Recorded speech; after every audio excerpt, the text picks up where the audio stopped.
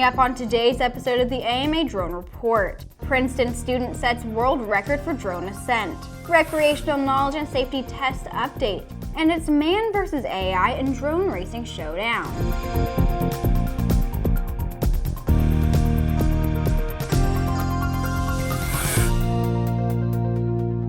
Welcome to Airborne's AMA Drone Report, a weekly news program covering the recreational drone world.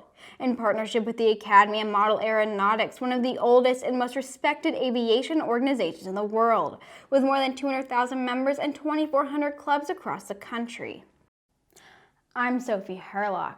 A senior at the Princeton International School of Mathematics and Science, is now in the Guinness Book of World Records for the fastest 100-meter ascent by a quadcopter.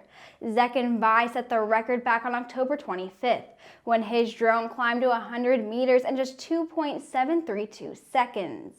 The record was previously held by German engineer Dirk Brunner, who in 2016 built a drone which climbed to 100 meters in 3.871 seconds. Bai's record is the culmination of a 2-year research program at PRISMS. He created countless CAD models, conducted simulations, and eventually produced an optimized drone for the attempt. Bai said his instructor encouraged him to challenge a world record when he was planning his research project. And after a lot of hard work with simulations and trial and error, he finally achieved his goal.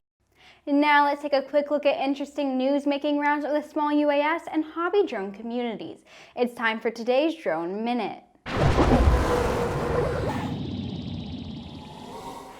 The FAA has cleared the Santa 1 sleigh for its around-the-world flight on Christmas Eve, after properly installing ADS-B avionics in Rudolph's nose. For the first time, Santa will also use UAS to help deliver presents to good children. Santa said he enjoyed using the FAA's FAA Drone Zone, and also noted each of his drones weighs less than 55 pounds, so he received authorization under the Part 107 rule.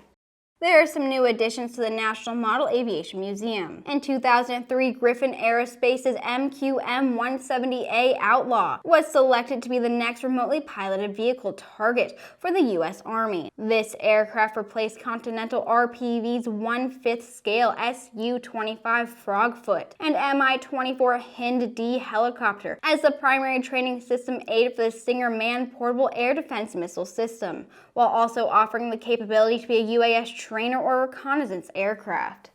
A 3-year-old Australian Shepherd was reunited with its owner following a traffic accident last week with the help of a drone. Wisconsin State Trooper John Jones used the aircraft to locate the dog in a wooded area in Brown County, Wisconsin. The dog was with its owner in a car on State Highway 57 when a deer ran onto the road. The driver swerved to miss the deer, but wound up rolling the vehicle over. The dog ran into the woods after the crash.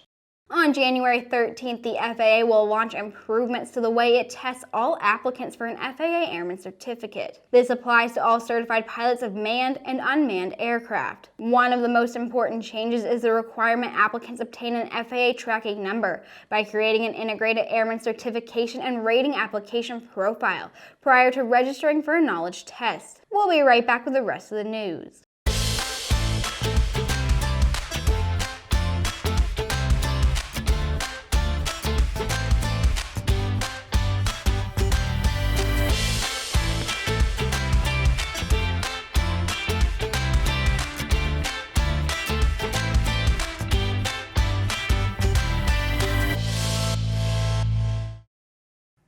The FAA announced last week they have selected 12 organizations, including the AMA, to make recommendations for the administration of the upcoming Recreational Knowledge and Safety Test. The Knowledge and Safety Test is one of 8 statutory requirements found in the exception for limited recreational operations of unmanned aircraft to operate as a recreational flyer in the NAS. Soon, all recreational flyers will have to pass a Recreational Knowledge and Safety Test. It is written into law and required of all recreational flyers to pass the test and maintain proof of passage. There has not been a set release date for the test, but it will likely be rolled out in early 2020. While the AMA doesn't have plans to require the test for membership, you should keep in mind the FAA could require testing for AMA members as a requirement for CBO recognition. There's been a lot of talk about autonomous drones that has even filtered down into drone racing, but when it came to a head-to-head matchup between a human pilot and a programmed drone, the human won the day. The race was organized by the Drone Racing League in partnership with Lockheed Martin.